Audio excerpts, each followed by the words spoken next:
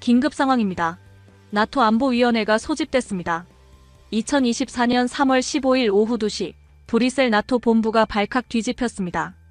덴마크 왕립경찰청의 20년차 극지방 수색구조 전문가 마이클 토마센이 무릎을 꿇고 눈물을 흘리며 이렇게 말했던 이유는 무엇일까요?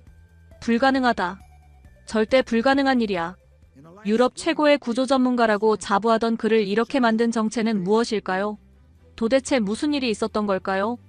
2024년 3월 15일 오후 2시 12분 그린란드 동부 타실라크 팀장님, 큰일입니다. 부관 요한이 급하게 제 사무실로 뛰어들었습니다. 제 이름은 마이클 토마센입니다. 올해 53세, 덴마크 코펜하겐에서 태어나 자랐죠. 왕립경찰청에서 20년간 극지방 구조 작업을 담당해온 베테랑 전문가입니다. 어린 시절부터 아버지를 따라 북극 탐험을 다녔던 저는 20대의 왕립 경찰청에 입대한 후 줄곧 극지 구조 분야에서만 일해왔습니다. 지금은 유럽에서 인정받는 최고의 극지 구조 전문가라고 자부하고 있죠. 나토 히토류 안보 프로젝트의 핵심 연구진이 실종됐습니다. 요한의 목소리가 떨렸습니다. 미국, 독일, 일본, 캐나다 4개국 지질학자 팀이 그린란드 히토류 매장 지역에서 연락이 끊어졌습니다. 이들은 중국의 히토류 독점에 대응하는 서방연합 탈중국 히토류 전략의 핵심 인물들입니다. 제 얼굴이 굳어졌습니다. 하필 지금 이런 일이. 실종자들은 미국 국무부 직속 지질학자 존 스미스 박사 히토류 매장량 분석 전문가, 독일 연방지질청 안나 밀러 박사자원 추출 기술 전문가, 일본 경제산업성 다나카 히로시 히토류 정제기술자, 캐나다 천연자원부 마이클 브라운 북극 광물 탐사 전문가이었습니다.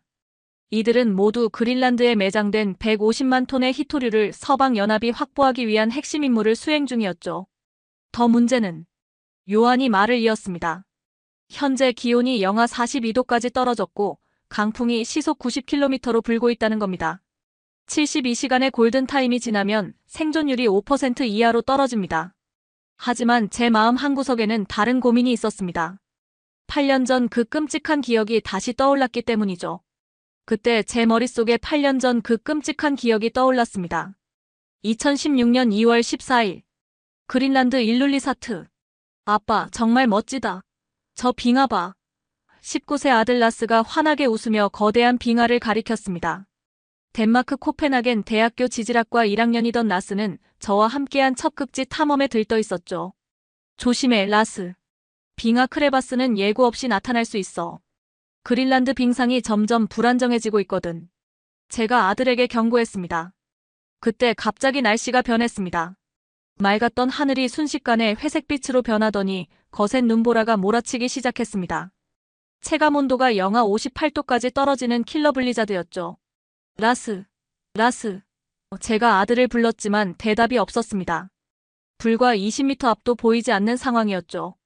3시간 후 눈보라가 그쳤을 때 제가 발견한 것은 라스의 배낭과 등반용 로프뿐이었습니다. 그 옆에는 폭 3m, 깊이 100m가 넘는 거대한 빙하 크레바스가 검은 입을 벌리고 있었죠. 2주간의 대규모 수색에도 불구하고 라스는 찾을 수 없었습니다.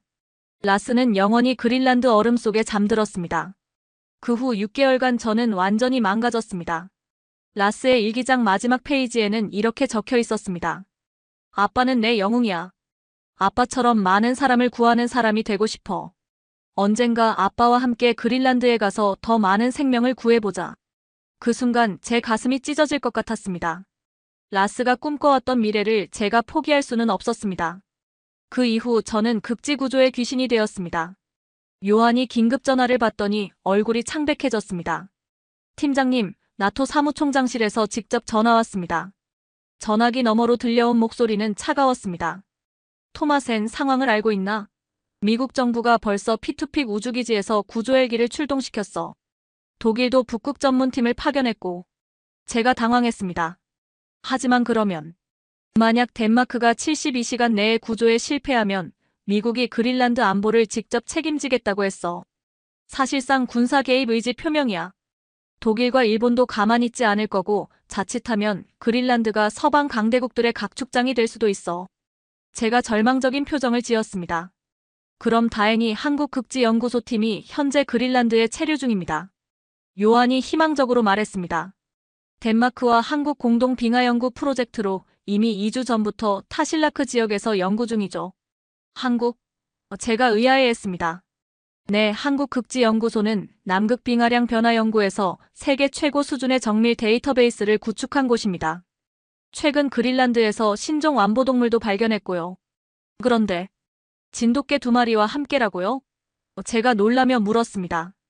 네, 진돗개는 이중모 구조로 영하 40도에서도 활동 가능하고 후각이 일반 구조견의 3배 이상 예민하다고 합니다.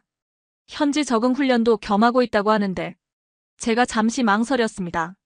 15kg도 안 되는 중형견을 시베리안 허스키도 못 버티는 상황에서 하지만 다른 선택이 없었습니다. 미국과 독일의 구조팀이 도착하기까지 48시간. 그 전에 반드시 실종자들을 찾아야 했습니다. 2024년 3월 16일 오전 6시 타실라크 베이스 캠프 한국팀과 덴마크팀이 합류했습니다.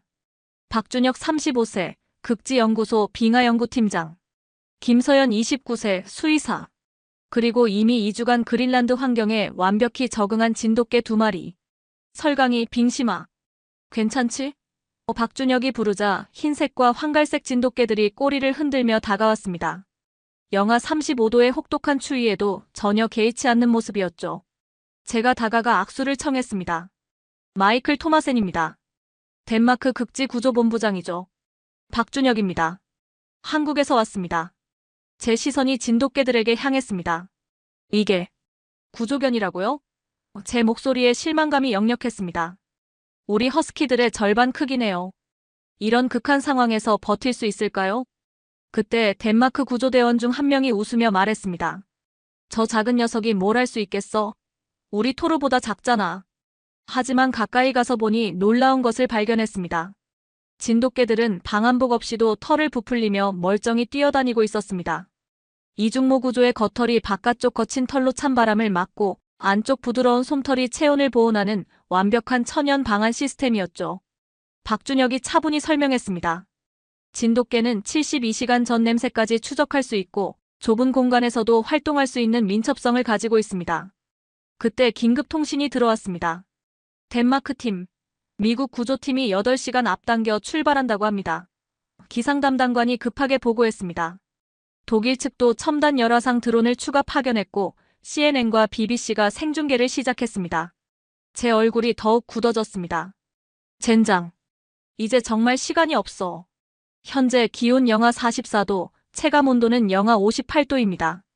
가시거리 50m 이하, 강풍 지속. 기상 데이터가 계속 쏟아졌습니다. 박준혁이 말했습니다. 바로 출발하시죠. 우리 진돗개들은 준비됐습니다. 주변 덴마크 구조대원들이 수군거렸습니다. 저런 작은 개들이 뭘 할 수 있겠어? 한국도 참 이상한 나라야. 하지만 다른 대안이 없었습니다. 72시간의 골든타임은 이미 24시간이 지나간 상태였죠.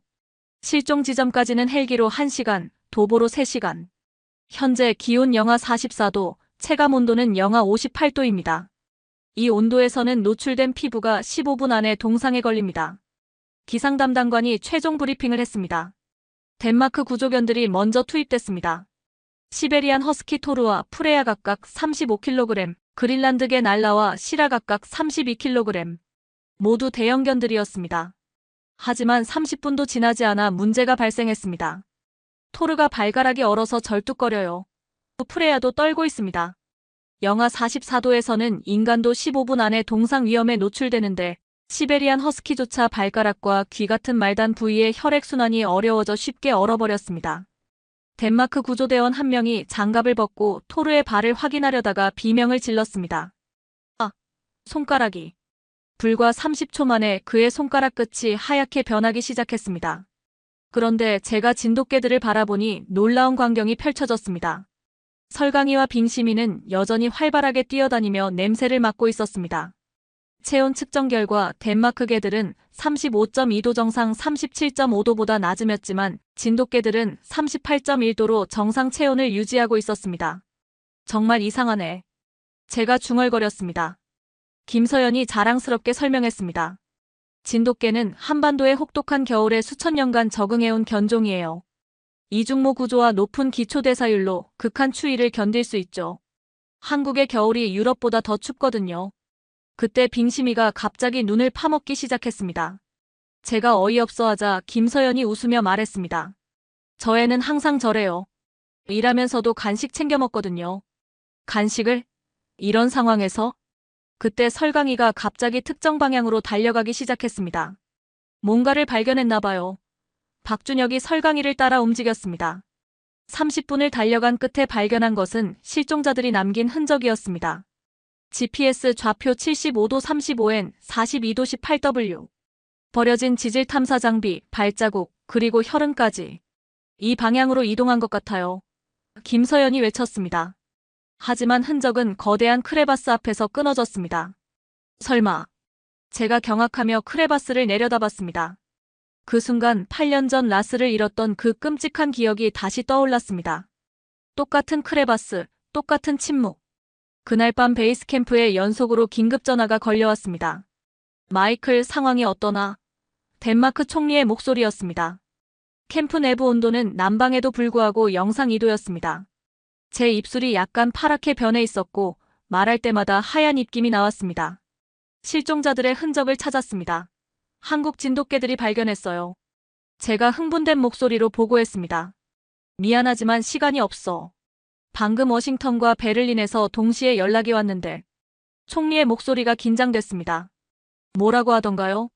미국 정부에서 그린란드 안보는 자유세계 보호를 위해 절실히 필요하다며 필요시 군사적 수단도 배제하지 않겠다고 했어. 독일도 탈중국 히토류 전략의 핵심 인물들을 구하기 위해 필요한 모든 조치를 취하겠다고 발표했고 더욱 심각한 소식이 이어졌습니다. 러시아 해군도 북극해에서 정례 훈련이라며 함대를 이동시키기 시작했어.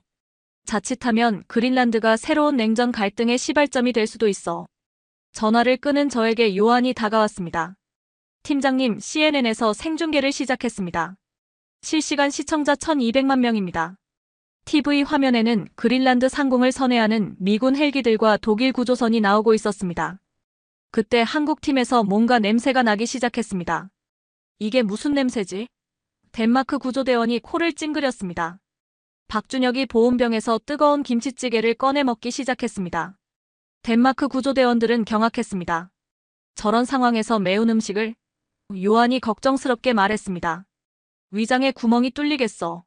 하지만 신기하게도 한국팀은 오히려 몸이 더 따뜻해 보였고 진돗개들도 김치 냄새를 맡고 더 활기를 보였습니다. 김서연이 설명했습니다. 매운 음식이 체내 혈관을 확장시켜 혈액순환을 촉진하고 체온을 높여줘요. 과학적으로 입증된 방법이죠. 박준혁이 진돗개에게 설강아, 이리 와 하고 부르자 덴마크 구조대원이 물었습니다. 저게 명령어인가요? 아니요, 이름이에요. 설강이.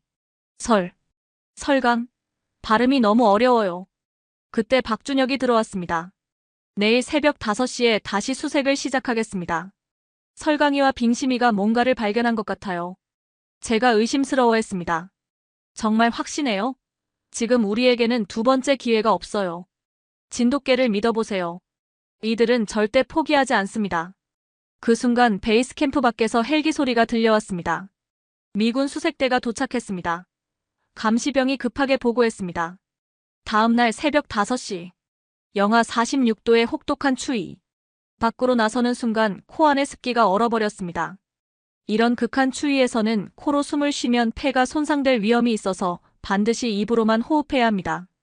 제 고글이 순식간에 성에로 뿌옇게 변했고 장갑을 낀 손가락 끝이 따끔거리기 시작했습니다. 5분만 더 노출되면 동상이 시작될 정도였죠. 설강이와 빙심이는 어제와는 다른 방향으로 달려가기 시작했습니다. 남쪽으로 3km 떨어진 빙하지대, GPS 좌표 75도 32N, 42도 25W. 저기는 우리가 이미 수색한 지역인데. 덴마크 구조대원이 의아해했습니다. 하지만 진돗개들은 멈추지 않았습니다. 영하 46도의 혹독한 추위에도 이들의 발걸음은 전혀 느려지지 않았습니다. 그때 제가 놀라운 광경을 목격했습니다. 설강이가 갑자기 멈춰서더니 코를 킁킁거리며 집중하기 시작했습니다. 마치 72시간 전의 기억을 되짚는 듯한 모습이었죠. 또 쉬려는 건가? 제가 짜증스럽게 중얼거렸습니다. 하지만 설강이는 갑자기 3km를 단숨에 달려가더니 거대한 빙하 크레바스 앞에서 격렬하게 짖기 시작했습니다. 제가 숨을 헐떡이며 따라와서 보니 그 자리에는 나토 히토류 탐사팀의 장비가 있었습니다. 이런. 이게 어떻게? 박준혁이 자랑스럽게 설명했습니다. 진돗개는 72시간 전 냄새도 추적할 수 있어요. 우리 허스키들은 12시간도 힘들어하는데. 제가 숨을 내쉴 때마다 나오는 하얀 입김이 즉시 얼어서 작은 얼음 결정으로 떨어졌습니다. 이런 환경에서는 침을 뱉으면 땅에 닿기 전에 얼어버릴 정도였습니다. 아래에서 소리가 나요. 김서연이 외쳤습니다. 제가 로프를 이용해 크레바스를 내려다봤습니다. 25m 아래에서 희미한 목소리가 들려왔습니다. 여기요. 도와주세요. 실종된 4명의 나토 핵심 지질학자들이었습니다. 미국의 존 스미스, 독일의 안나 밀러, 일본의 다나카 히로시, 캐나다의 마이클 브라운. 모두 살아있었지만 심한 저체온증에 걸린 상태였죠. 이럴 수가. 제가 경악했습니다. 우리가 3일간 뒤진 지역인데 진돗개들이 어떻게. 하지만 구조는 쉽지 않았습니다. 크레바스가 너무 좁아서 덴마크 대형견들은 내려갈 수 없었습니다. 설강이 채구면 가능할 텐데. 김서연이 제안했습니다. 제가 반대했습니다. 25m 아래로 개를 내려보낸다고요? 너무 위험해. 진돗개의 가장 큰 특징은 주인에 대한 절대적 충성심입니다. 박 팀장의 명령이라면 무엇이든 할 거예요. 박준혁이 결단을 내렸습니다. 설강아, 내려가자. 그 순간 저는 8년 전 라스와의 마지막 순간을 떠올렸습니다. 만약 그때 이런 용감한 동반자가 있었다면. 설강이가 특수한 S를 착용하고 크레바스로 내려갔습니다. 25m 아래에서 나토 핵심 인력들이 기다리고 있었죠.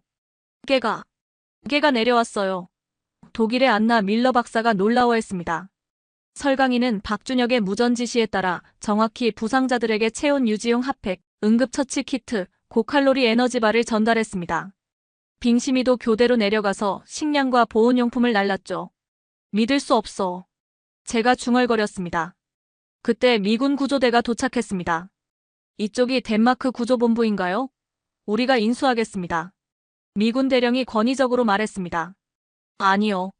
제가 단호하게 대답했습니다. 이미 구조작업이 진행 중입니다. 8시간에 걸친 정밀한 구조작업 끝에 4명 모두 무사히 구조됐습니다. 체온이 31도까지 떨어진 상태였습니다. 의료진이 보고했습니다. 정상 체온 37도에서 31도까지 떨어진 것은 중등도 저체온증 상태였습니다. 이 정도면 의식 저하, 심장 박동 저하, 근육 경직이 일어나는 단계죠. 실종자들이 의식을 잃기 직전이었습니다. 특히 미국의 존 스미스 박사는 이상 탈의 현상을 보이고 있었어요. 이상 탈의는 중증 저체온증에서 나타나는 무서운 증상입니다. 뇌가 오작동을 일으켜서 추위를 더위로 착각하고 옷을 벗어버리는 현상이죠. 손목과 발목에 심한 동상 흔적이 있고 일부는 이도 동상으로 물집이 생겨 있습니다. 의료진이 개들의 체온도 측정했습니다. 허스키들 35.2도 정상 37.5도보다 낮음, 진돗개들 38.1도 정상 유지. 제가 놀라며 물었습니다. 그럼 이 추위에 더 강하다는 뜻인가요? 진돗개의 이중모 구조와 높은 기초대사율 때문입니다. 한국의 겨울이 유럽보다 더 춥거든요. 이틀 후 코펜하겐으로 돌아와서 덴마크 총리실에서 열린 긴급 기자회견에서 전 세계 언론들이 몰려들었습니다. CNN 기자가 질문했습니다. 이번 구조작전이 나토 안보에 미치는 영향은 무엇인가요? 제가 진돗개들을 바라보며 말했습니다. 한국에 진돗개가 없었다면 불가능했을 일입니다. 이번 구조는 단순한 인명구조를 넘어서 서방연합의 히토류 전략을 구해낸 것입니다. BBC 기자가 추가로 물었습니다. 독일과 미국의 최첨단 장비로도 찾지 못한 것을 15kg의 한국개가 찾아낸 비결은 무엇인가요? 제가 진심으로 대답했습니다. 저는 20년간 극지방 구조를 해왔지만 이런 개는 처음 봤습니다. 72시간 전 냄새까지 추적하는 탁월한 후각, 영하 46도에서도 정상 체온을 유지하는 생존력, 그리고 무엇보다 절대 포기하지 않는 마음이 생명을 구했습니다. 제 목소리가 떨렸습니다. 8년 전 제 아들 라스를 잃었을 때 생각이 나서 제 눈에 눈물이 고였습니다. 이번에는 얼어붙지 않는 따뜻한 눈물이었죠. 크기가 아니라 마음이 중요하다는 것을 이들이 가르쳐줬습니다. 그때 뒤에서 박준혁이 조용히 말했습니다. 한국에는 작은 고추가 맵다는 속담이 있습니다. 기자회견 후 나토 사무총장실에서 연락이 왔습니다. 덴마크의 구조 성공으로 그린란드 위기가 해소됐습니다. 미국과 독일 정부가 공식적으로 감사를 표했고 한국 정부와의 극지 협력 확대를 논의하고 있습니다. 6개월 후 변화는 제 마음에서 시작됐습니다. 크리스마스 이브 아들의 무덤 앞에서 제가 말했습니다. 라스야, 아빠가 진짜 영웅들을 만났다. 그 옆에는 한국에서 보내온 작은 진돗개 라스가 조용히 다가와 제 무릎에 기댔습니다. 설강이의 새끼로 6개월 전 덴마크에 온 이 작은 개는 이제 제 가족이 되어 있었죠. 진돗개의 체온은 다른 개들보다 높아서 라스의 따뜻함이 제 다리를 통해 전해져 왔습니다. 한국의 진돗개들이야. 설강이와 빙심이를 만나고 이제는 설강이의 아들 라스와 함께하고 있단다. 제가 라스의 머리를 쓰다듬었습니다. 진돗개의 이중모 구조털은 마치 천연 방한복 같았습니다. 바깥쪽 거친 털이 찬바람을 막고 안쪽 부드러운 솜털이 체온을 보호하는 완벽한 시스템이었죠. 이제야 알겠어. 진정한 영웅은 포기하지 않는 마음에서 나오는 거구나. 박준혁과 김서연은 한 달 후 설강이, 빙심이와 함께 한국으로 돌아갔지만 덴마크 극지연구소와 한국 극지연구소 간 정식 협력 협정이 체결됐습니다. 덴마크 구조대도 진돗개 2마리를 추가로 도입해 덴마크와 한국 극지구조팀을 구성했죠. 생명을 구하는 일은 늘 숭고한 일인 듯 싶어요. 박준혁이 웃으며 말했습니다. 하지만 그 작은 구조가 제 인생을 완전히 바꿔놓았습니다. 1년 후 저는 덴마크 극지구조학교에서 진돗개와 함께하는 구조법을 가르치고 있습니다. 많은 학생들이 찾아와 물어봅니다. 작은 개가 정말 시베리안 허스키보다 나은가요? 제가 답합니다. 더 낫다고 할 수는 없어요. 하지만 다른 능력이 있죠. 72시간 전 냄새까지 추적할 수 있는 후각, 영하 46도에서도 정상 체온을 유지하는 생존력, 좁은 공간에서도 활동할 수 있는 민첩성, 그리고 무엇보다 절대 포기하지 않는 끈기요. 제 사무실 벽에는 라스의 사진 옆에 설강이, 빙심이, 그리고 지금의 라스 사진이 걸려 있습니다. 그 아래 작은 명패에는 이렇게 적혀 있습니다. 크기가 아니라 마음이 중요하다. 한국의 진돗개들이 가르쳐준 것. 매일 아침 제가 라스에게 말합니다. 고마워, 라스야. 내 엄마 설강이가 아빠에게 다시 희망을 찾아줬고 이제 너도 아빠와 함께하게 됐구나. 라스는 꼬리를 흔들며 제 손을 핥습니다. 지금도 그린란드 어딘가에서는 한국의 진돗개들이 꼬리를 흔들며 달리고 있을 것입니다. 그로부터 6개월 후 변화는 조용히 시작됐습니다. 2024년 9월 독일 연방경찰청에서 한국 진돗개 2마리 도입을 검토하기 시작했습니다. 독일 바이에른 주 알프스 산맥구조대에서 한국 진돗개의 극지 적응력에 대한 연구를 의뢰했죠. 노르웨이 수발바르 북극연구소에서도 한국 극지연구소와 진돗개 극지 적응 연구 프로젝트 논의를 시작했습니다. CNN에서 그린란드 구조의 숨은 영웅들 특집 기사가 나가면서 국제적인 관심이 높아졌습니다. 미국 알래스카 대학교 수의학과에서는 진돗개의 극지 생존 메커니즘에 대한 연구 제안서를 한국에 보냈죠. 하지만 가장 큰 변화는 나토 차원에서 일어났습니다. 2024년 7월 워싱턴 나토 정상회의에서 덴마크 총리가 극지 안보 강화를 위한 한국과의 협력 확대를 공식 제안했습니다. 한국의 극지 기술과 진돗개의 능력이 나토 북극 방어에 새로운 가능성을 보여줬다고 나토 관계자가 비공식적으로 언급했죠. 2024년 3월 그린란드 동부 마이클, 긴급 상황입니다. 요한이 급하게 들어왔습니다. 독일 관광객 2명이 빙하 트레킹 중 실종됐어요. 이미 18시간이 경과했습니다. 제가 장비를 챙기며 말했습니다. 라스, 준비됐나? 이제 생후 8개월이 된 라스가 꼬리를 흔들며 저를 바라봤습니다. 엄마 설강이를 닮아 후각이 예민하고 아빠를 닮아 용감한 마음을 가진 라스는 지난 4개월간 덴마크 극지구조학교에서 전문 구조견 훈련을 받았죠. 첫 실전이네, 라스야. 아직 어리지만 엄마를 닮아 용감하구나. 현장에 도착하자 라스는 즉시 코를 킁킁거리며 수색을 시작했습니다. 영하 38도의 추위에도 전혀 개의치 않았죠. 30분 후 라스가 특정 지점에서 멈춰 서더니 격렬하게 짖기 시작했습니다. 여기 있어요. 크레바스 15m 아래에서 독일 관광객 2명이 발견됐습니다. 도와주세요. 다리를 다쳤어요. 라스가 하네스를 착용하고 크레바스로 내려갔습니다. 엄마 설강이가 그랬던 것처럼 정확히 응급처치 키트와 보온용품을 전달했죠. 2시간 후 2명 모두 무사히 구조됐습니다. 이 개가 우리를 구했어요. 독일 관광객이 라스를 쓰다듬며 말했습니다. 정말 대단한 개네요. 어디서 훈련받은 건가요? 제가 자랑스럽게 대답했습니다. 이 녀석은 한국 출신입니다. 엄마가 1년 전 이곳에서 나토 핵심 인력 4명을 구조한 영웅이죠. 그날 밤 베이스 캠프에서 제가 라스에게 말했습니다.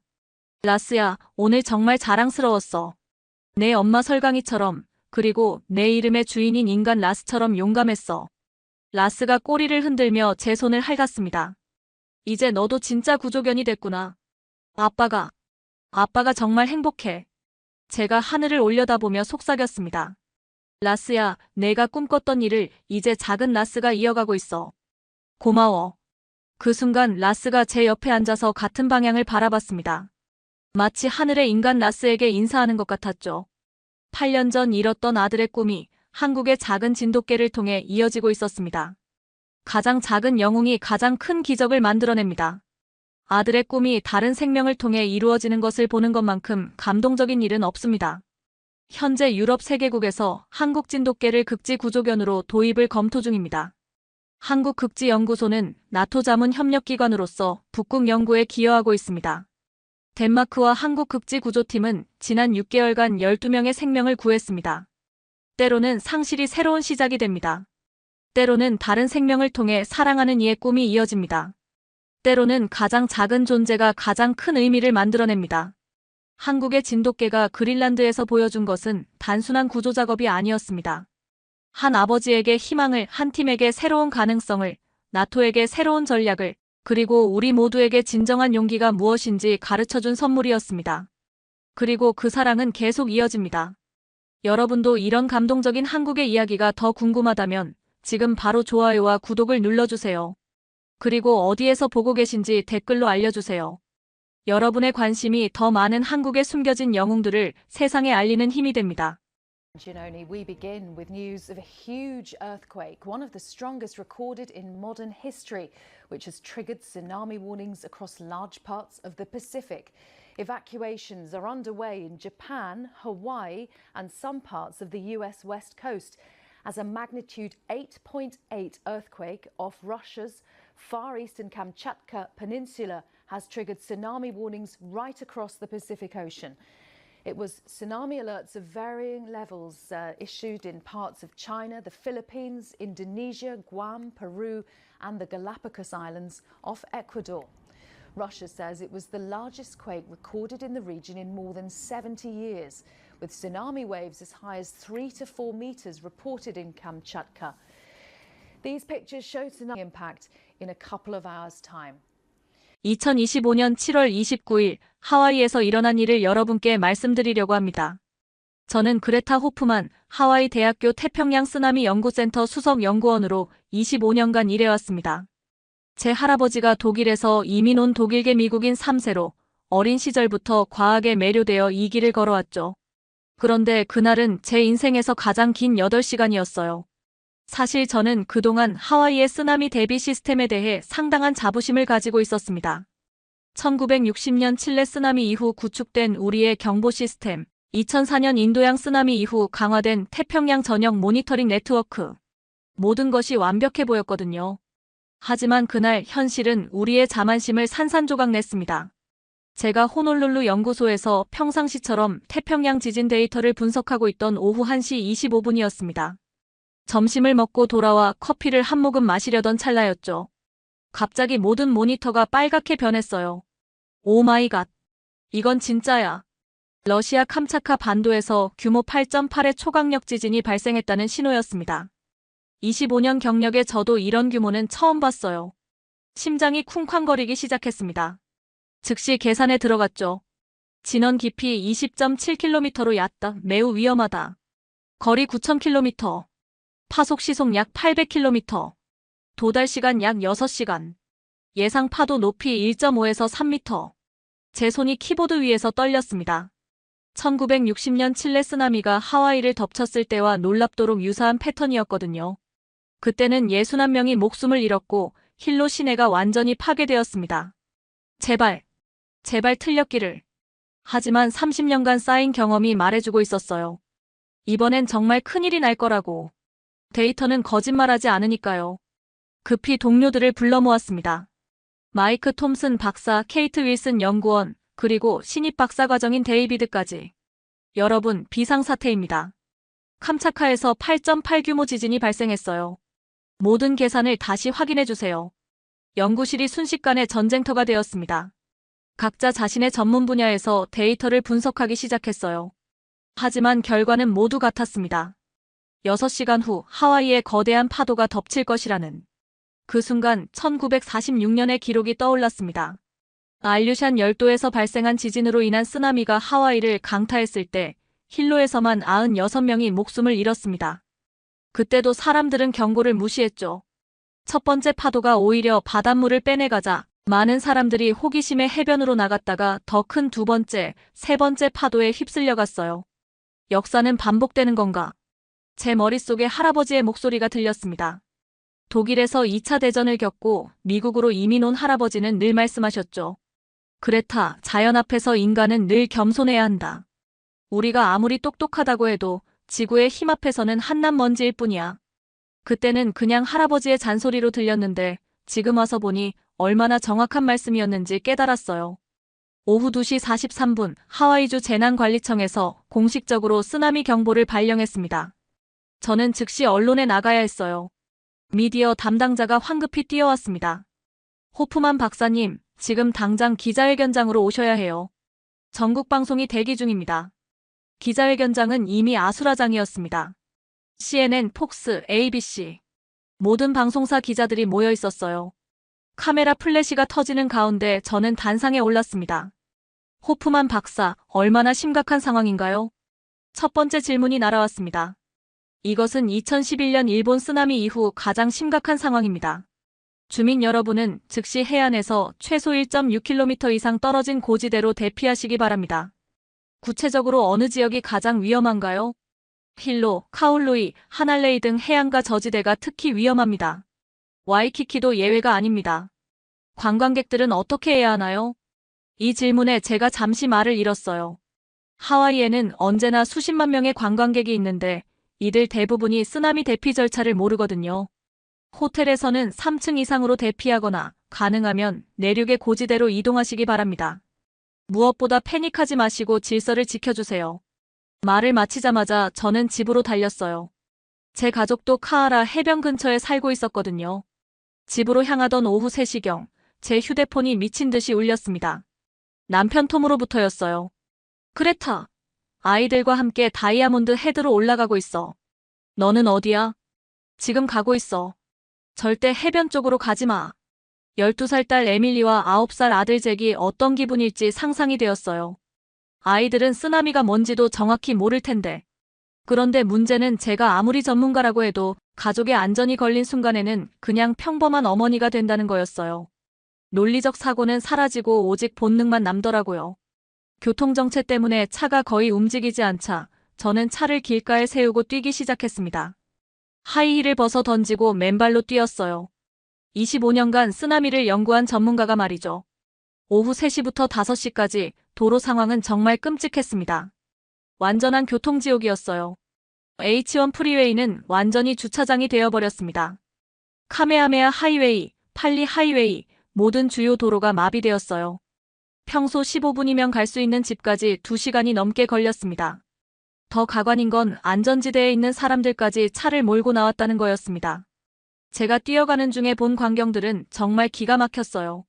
마놀라 지역 이미 충분히 높은 안전지대에서 사람들이 코스트코로 몰려가고 있었거든요. 여보, 물 사러 코스트코 가야 해. 휘발유 넣으러 가자. 나중에 못 나갈 수도 있어. 생필품 떨어지기 전에 세이프웨이 가자. 라디오에서 들리는 시민들의 인터뷰였어요. 저는 정말 소리치고 싶었습니다. 미친 거 아니야? 당신들은 안전한 곳에 있는데 왜 나와서 도로를 막고 있어? 하지만 아무도 들을 수 없었죠. 모든 사람이 패닉 상태였으니까요. 길가에서 본 한 장면이 지금도 잊히지 않아요. 카리이 지역해 수면에서 3m 높이의 위험지대에 사는 한 할머니가 지팡이를 짚고 천천히 걸어가고 있었는데 옆으로는 안전한 누우아누 지역에서 온 차들이 쌩쌩 지나가고 있었어요. 정말 아이러니했습니다. 오후 4시부터 6시까지 정말 아이러니한 상황이 벌어졌어요. 진짜 위험지역에 있는 사람들은 빠져나오지 못하고 안전한 곳에 있던 사람들이 도로를 막고 있었던 거예요. 와이키키 해변가에서는 더욱 참담한 광경이 벌어졌습니다. 출입도로가 칼라카우아 에비뉴, 알라와이 블러바드, 카파울루 에비뉴, 니미츠 하이웨이 단 4개뿐인 그곳에서 수만 명의 관광객들이 빠져나가려고 했어요. 제가 다이아몬드 헤드로 올라가는 중에 만난 애리조나에서 온 스미스 가족의 이야기가 생생했습니다. 박사님, 우리 어떻게 해야 하죠? 2시간째 차가 전혀 안 움직여요. 우리 딸이 너무 무서워해요. 10살쯤 되어 보이는 소녀가 아빠 품에 안겨 울고 있었어요. 걸어서라도 고지대로 가세요. 지금 당장요. 차는 버리세요. 그 아버지가 놀란 표정으로 물었어요. 차를 버리라고요? 렌터카인데요? 목숨이 중요해요, 차보다. 그 순간 깨달았어요. 우리는 기술적으로는 6시간의 여유가 있었지만 실제로는 교통 시스템이 마비되면서 더 위험해진 거였습니다. 사람들의 심리도 문제였어요. 6시간이라는 시간이 있다 보니 아직 여유 있다고 생각해서 오히려 불필요한 행동을 하는 거였죠. 급하지 않으니까 장보기, 주유하기, 은행 가기. 이런 일들을 하려고 나온 거예요. 오후 5시경 다이아몬드 헤드에서 가족들과 만난 후 저는 다시 연구소로 돌아가야 했습니다. 언론에서 계속 전문가 의견을 요구하고 있었거든요. 그런데 돌아가는 길에 라디오에서 들은 내용들이 정말 가관이었어요. 현재 와이키키 해변에서는 관광객들이 오히려 파도를 구경하려고 몰려들고 있다는 제보가 들어왔습니다. 코코 헤드 지역에서는 주민들이 서핑보드를 챙기려고 집으로 돌아가고 있다는. 아직 시간이 많이 남았다며 해변가 식당에서 여유롭게 식사하고 있는 관광객들도 목격되고 있습니다. 정말 기가 막혔어요. 제가 그렇게 즉시 대피하라고 했는데 말이죠. 더 놀라운 건 SNS 상황이었어요. 인스타그램과 틱톡에는 해시태그 쓰나미워치, 해시태그 하와이, 해시태그 익사이티드 같은 해시태그와 함께 해변 셀카를 올리는 사람들이 있었어요. 마치 쓰나미를 구경거리로 생각하는 것 같았습니다. 오후 6시부터 7시까지 연구소로 돌아온 저는 전 세계 뉴스를 확인했어요. 그때 충격적인 사실을 발견했습니다. 한국에서는 같은 시간 비슷한 상황에서 완전히 다른 모습을 보여주고 있었던 거예요. CNN 국제뉴스에서 한국의 대응을 보도하고 있었는데 정말 놀라웠습니다. 2024년 한국 동해안 쓰나미 모의 훈련 영상을 보여주면서 18분 만에 94%의 주민이 질서정연하게 대피를 완료했다고 하더라고요. 우리는 6시간이 있었는데도 이 모양이었던 거죠. 더 충격적인 건 한국의 시민 대응이었어요. 해안가 주민들은 경보 발령과 동시에 움직이기 시작했고 안전지대 주민들은 그 자리에 머물면서 오히려 대피 차량들에게 길을 내주고 있었어요. 우리가 뭘 잘못한 걸까? 동료 마이크 톰슨 박사가 물었습니다. 우린 기술에만 의존했어. 사람들의 행동은 전혀 고려하지 않았던 거야. 그때 케이트 윌슨 연구원이 놀라운 자료를 가져왔어요. 박사님, 한국에서는 초등학생들도 쓰나미 대피 앱을 사용할 줄 안다고 하네요. 그리고 월 1회씩 실제 대피 훈련을 한다고. 월 1회? 네. 그것도 3년째 계속하고 있대요. 그래서 시민들이 경보만 들어도 자동으로 움직인다고 합니다. 순간 소름이 돋았어요. 우리는 기술적 우월감에 빠져서 정작 가장 중요한 사람을 놓치고 있었던 거예요. 그때 놀라운 일이 일어났습니다. 오후 6시 30분경 한국기상청에서 저희에게 직접 연락이 온 거예요. 호프만 박사님, 안녕하세요. 한국기상청 해양기상실장 김민준입니다. 현재 상황에 대해 지원을 제공하고 싶어서 연락드렸습니다. 영어가 완벽한 한국인 관계자였어요. 지원이라고요? 저희가 분석한 하와이 지역별 상세 시뮬레이션 데이터를 보내드리고 싶습니다. 각 선별, 해안별로 파도 도달 시간과 높이, 그리고 최적 대피 경로까지 분석해뒀거든요. 잠깐. 어떻게 그런 데이터가 있죠? 저희는 태평양 전역에 대한 쓰나미 시뮬레이션을 이미 완료했습니다. 2022년부터 작업해왔어요. 정말 믿을 수 없었어요. 한국이 하와이보다 하와이 쓰나미를 더 정확히 예측하고 있다는 거였으니까요. 지금 당장 보내주실 수 있나요? 이미 보냈습니다. 1시간 전에요. 제가 급히 이메일을 확인해보니 정말 있었어요. 엄청나게 상세한 데이터가. 그런데 이게 참고용 폴더에 자동으로 분류되어 있었던 거예요. 우리 시스템이 한국 데이터를 중요하지 않은 것으로 판단한 거죠. 드디어 그 순간이 왔습니다. 오후 7시 17분, 첫 번째 파도가 카우아이 섬 하날레이에 도달했어요. 모든 연구진이 숨을 죽이고 모니터를 바라봤습니다. 실시간 해안 감시 카메라에 파도가 들어오는 모습이 보였어요. 높이 1.7m. 예상보다 낮네요. 하지만 두 번째, 세 번째가 더 클 수 있어요. 정말 그랬습니다. 20분 후 마우이 카울루이에서는 3.3m의 파도가 관측되었어요. 다행히 대부분의 주민들이 대피한 상태였지만요. 가장 아찔했던 순간은 힐로 지역이었습니다. 베이프론트 로드 근처에서 교통정체에 갇혀있던 차량 20여 대가 간신히 빠져나왔어요. 정말 아슬아슬했죠. 그런데 정말 기적 같았던 건 한국에서 보내준 데이터가 정확히 맞아떨어졌다는 거였어요. 파도 도달 시간, 높이, 모든 게 오차 범위 내에서 정확했습니다. 이거 정말 대단한데? 마이크가 감탄했어요. 한국 데이터가 우리 예측보다 훨씬 정확해. 오후 7시부터 8시까지 쓰나미가 도달하는 동안 정말 감동적인 장면들도 많이 있었어요. 와이키키에서는 한 하와이안 호텔 직원이 독일 관광객 가족을 업고 계단을 올라가는 모습이 목격되었습니다. 그 독일인 할아버지가 거동이 불편해서 제때 대피하지 못했는데 20대 호텔 직원이 자신의 위험을 무릅쓰고 도운 거예요. 힐로에서는 초등학교 선생님이 방과 후 교실에 남아있던 아이들 12명을 모두 안전하게 대피시킨 이야기도 있었고요. 가장 인상 깊었던 건 마우이의 한 노인 커플 이야기였어요. 80대 할머니가 치매로 상황을 이해하지 못해서 집을 떠나려 하지 않았는데 할아버지가 우리 한국 친구들이 기다린다고 거짓말을 해서 함께 대피했다는 거예요. 나중에 안전해진 후 할아버지가 말했답니다. 70년 전 한국전쟁 때 한국에서 근무했었어요. 그때 만난 한국 친구들이 얼마나 끈질기고 꼼꼼한지 알거든요. 한국에서 위험하다고 하면 정말 위험한 거예요.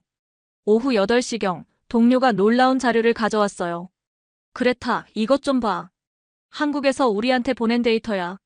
화면에는 믿을 수 없는 내용이 적혀 있었습니다. 한국은 지진 발생 20분 만에 태평양 전역의 쓰나미 도달 시간과 높이를 정확히 예측했다는 거였어요. 그리고 그들의 AI 시스템이 92% 정확도로 우리 해안 지역별 위험도까지 분석해서 보내왔다는 거죠. 더 놀라운 건 그들의 예측 방식이었어요. 단순히 지진 규모만 보는 게 아니라 해저, 지형, 수심 변화, 해류 패턴, 심지어 각 해안의 지질학적 특성까지 모두 고려한 3D 시뮬레이션이었어요. 어떻게 이런 게 가능하지? 제가 중얼거렸을 때 케이트가 추가 정보를 가져왔어요. 박사님, 더 놀라운 게 있어요. 한국은 2020년부터 전 세계 주요 해안 도시 1200곳의 쓰나미 시뮬레이션을 구축했대요. 하와이도 포함되어 있고요. 우리보다 우리를 더 잘 안다는 소리네. 그런 것 같아요. 심지어 우리가 놓친 와이알로아 지역의 지하 동굴 시스템까지 고려해서 예측했더라고요. 정말 소름 돋는 일이었어요. 왜 우리가 이걸 못 받았지? 우리가 받긴 했어. 하지만 참고용으로만 분류해서 묻어뒀지. 마이크가 스크린을 가리키며 말했어요. 봐, 여기 이메일 로그가 있어. 2022년부터 매년 한국에서 협력 제안을 보내왔네. 가슴이 철렁 내려앉았어요. 우리의 오만함이 얼마나 위험했는지 깨달았거든요. 오후 8시 30분 그 시점에서 전 세계 쓰나미 대응을 비교한 실시간 데이터가 들어왔어요. 일본 홋카이도부터 규슈까지 3시간 만에 200만 명 대피 완료. 하지만 여전히 일부 지역에서 정보 전달 실패. 한국 동해안 전 지역 18분 만에 대피 완료. 대피율 94%. 필리핀 북부 지역 혼란으로 대피 지연. 하지만 한국 지원으로 상황 개선. 하와이 6시간 경고 시간에도 불구하고 교통마비로 대피 지연. 일부 지역 위험 상황 지속. 숫자로 보니 더욱 충격적이었어요. 우리가 얼마나 뒤처져 있었는지 명확히 보였거든요. 밤 10시 40분 쓰나미 경보가 주의보로 하향 조정되었습니다. 다음 날 오전 8시 59분에 완전히 해제되었고요. 다행히 큰 인명피해는 없었습니다. 하지만 우리가 얻은 교훈은 엄청났어요. 그날 밤 저는 보고서를 쓰기 시작했습니다. 하와이 쓰나미 대응 시스템의 근본적 재검토 필요성. 첫 번째 문제는 과잉 대피였습니다. 안전지대 주민들의 불필요한 이동으로 진짜 위험지역 주민들의 대피가 방해받았던 거예요. 코스트코나 세이프웨이로 몰려간 사람들 때문에 정작 해안가에서 빠져나와야 할 사람들이 길에 갇혔습니다. 두 번째 문제는 소통 부재였어요. 시민들에게 구체적인 행동 지침을 제공하지 못했죠. 단순히 고지대로 대피하라는 말만 했지 어디가 안전하고 어디가 위험한지 어떤 경로로 가야 하는지 명확하게 알려주지 못했습니다. 세 번째 문제는 국제협력 무시였어요. 한국 등 선진국의 예측 데이터를 제대로 활용하지 못했습니다. 우리의 오만함이 문제였죠. 사건 3일 후 저는 한국 기상청과 화상회의를 했습니다. 정말 충격적이었어요. 호프만 박사님, 저희는 이미 3년 전부터 하와이를 포함한 태평양 전 지역의 쓰나미 시뮬레이션을 완료했습니다. 한국 담당자가 화면에 자료를 띄웠어요. 거기에는 하와이 각 선별, 지역별 상세한 대피 시나리오가 모두 들어있었습니다. 마우이의 라하이나부터 빅아일랜드의 힐로까지, 심지어 관광객들이 많이 가는 해변, 리조트별로도 대피 계획이 세워져 있었어요. 어떻게 이런 게 가능하죠? 저희는 재난을 당하는 것이 아니라 재난을 준비합니다. 그리고 바다에는 국경이 없으니까요. 한국 담당자의 대답에 소름이 돋았어요. 한국은 자기 나라뿐만 아니라 태평양 전체를 지키려고 하고 있었던 거예요. 더 놀라운 건 이들의 접근 방식이었습니다. 박사님, 저희는 AI 시스템으로 예측하지만 가장 중요한 건 사람입니다. 기술은 도구일 뿐이에요. 진짜 중요한 건 시민 한 명 한 명이 어떻게 행동하느냐거든요. 정말 깊은 철학이었어요. 우리는 기술에만 매달렸는데 한국은 기술과 사람을 완벽하게 결합시킨 거였죠. 더 놀라운 사실들을 계속 발견했어요. 한국은 이미 2022년부터 전 세계 3천여 곳에 긴급구조 송신기를 무료로 설치하고 있었다는 거였습니다.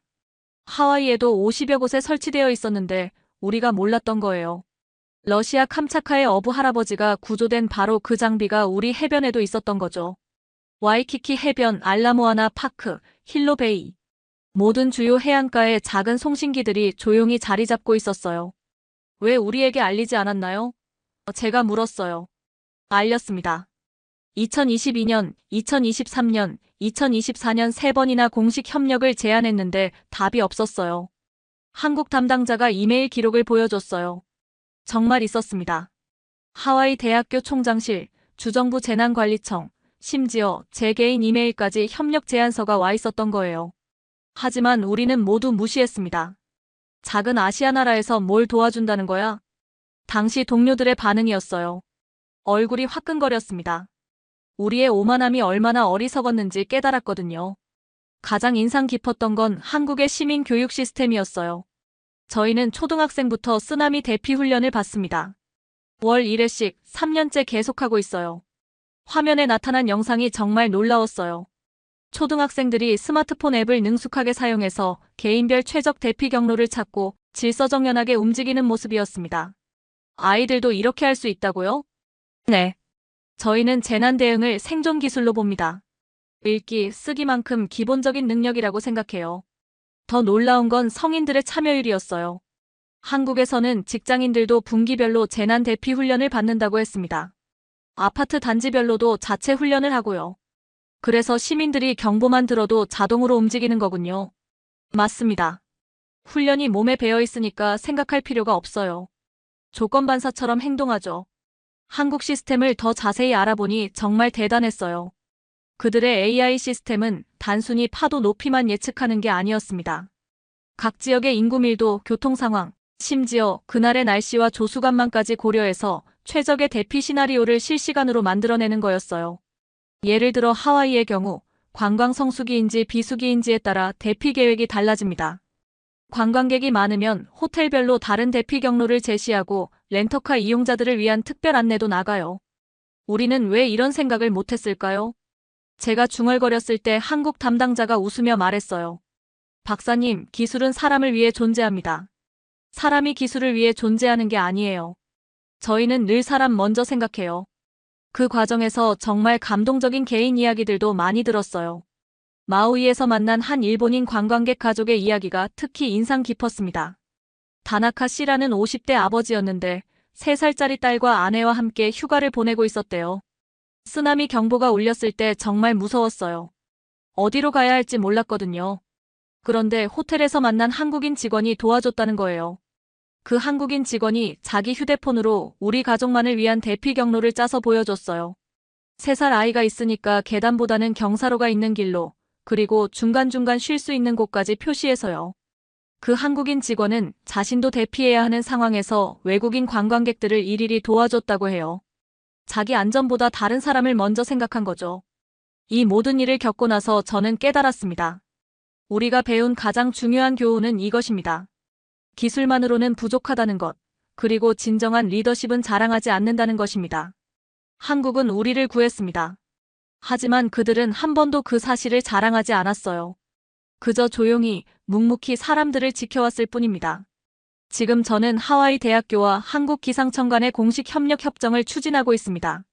한국의 AI 예측 시스템을 실시간으로 받아보고 그들의 시민 교육 모델도 도입할 계획입니다. 더 중요한 건 우리의 인식이 바뀌었다는 거예요.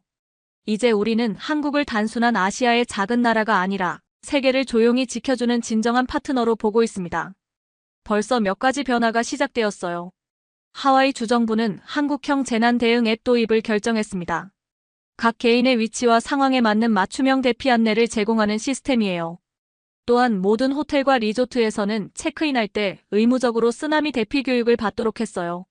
3분짜리 간단한 영상이지만 생명을 구할 수 있는 소중한 정보들이 들어있죠. 학교에서도 변화가 시작됐어요. 이제 하와이 모든 초중고등학교에서 월 1회 실제 대피 훈련을 실시합니다. 한국처럼 말이에요. 가장 인상 깊었던 건 시민들의 반응이었어요. 우리도 이제 한국처럼 재난을 준비하는 사람들이 되어야 해요. 한 주민이 저에게 말했어요. 정말 의식이 바뀌고 있었습니다. 우리의 사례가 전 세계적으로 주목받기 시작했어요. 캘리포니아에서는 하와이 모델을 참고해서 자체 쓰나미 대응 시스템을 개선하고 있고, 일본에서도 한국과의 협력을 강화하고 있다고 들었어요. 특히 필리핀과 인도네시아 같은 태평양 도서 국가들이 한국에 도움을 요청했다는 소식도 들렸어요. 한국의 조용한 기술 외교가 전 세계로 퍼져나가고 있는 거죠. 25년간 이 분야에서 일하면서 저는 늘 미국과 일본의 기술이 최고라고 생각했어요. 그런데 정말 멍청했죠. 진짜 중요한 건 기술의 수준이 아니라 그 기술을 어떻게 사람들을 위해 사용하느냐였던 거예요. 한국은 그걸 완벽하게 이해하고 있었습니다. 기술은 사람을 구하기 위해 존재한다. 이게 한국 시스템의 핵심 철학이었어요. 우리는 기술 자체에 매몰되어 있었는데 한국은 기술을 통해 사람을 구하는 것에 집중했던 거죠. 이제 우리는 새로운 하와이를 만들어가고 있어요. 더 이상 쓰나미를 두려워만 하는 게 아니라 쓰나미에 대비하는 하와이가 되었습니다. 한국이 보여준 것처럼 재난을 당하는 게 아니라 재난을 준비하는 곳이 되려고 해요. 무엇보다 중요한 건 마음가짐의 변화예요. 이제 우리는 혼자가 아니라는 걸 알게 되었습니다. 태평양 건너편에는 조용히 우리를 지켜주는 사람들이 있고 우리도 그런 사람들이 되어야 한다는 책임감을 느끼고 있어요. 지금 제 연구실 벽에는 한국어로 쓰인 문구를 걸 예정입니다. 바다에는 국경이 없고 생명에는 국적이 없다. 2025년 7월 29일 하와이가 배운 가장 소중한 교훈입니다. 우리는 더 이상 혼자가 아니에요. 태평양 건너편에는 조용히 우리를 지켜주는 사람들이 있고 우리도 이제 그런 사람들이 되어야 합니다. 그날의 8시간은 하와이 역사상 가장 긴 8시간이었지만 동시에 우리를 더 나은 사람들로 만들어준 8시간이기도 했어요. 한국이 보여준 진정한 리더십, 그들의 조용한 헌신, 그리고 사람을 먼저 생각하는 마음. 이 모든 것이 우리에게 새로운 희망을 주었습니다. 앞으로 하와이에 또 다른 쓰나미가 올 수도 있어요. 하지만 이제 우리는 준비되어 있습니다. 한국이 가르쳐준 대로 기술과 사람이 함께 만들어가는 새로운 안전 시스템으로 말이에요. 감사합니다, 한국. 당신들이 보여준 진정한 리더십을 우리는 평생 잊지 않을 거예요. 그리고 우리도 이제 다른 누군가를 조용히 지켜주는 그런 사람들이 되겠습니다. 저는 그레타 호프만 하와이 대학교 태평양 쓰나미 연구센터에서 2025년 7월 31일 호놀룰루에서 이 이야기를 전합니다. 감동 맛집 구독자 여러분, 오늘의 사연 어떠셨나요? 다음 이야기로 찾아뵙겠습니다. 구독과 좋아요 잊지 마세요.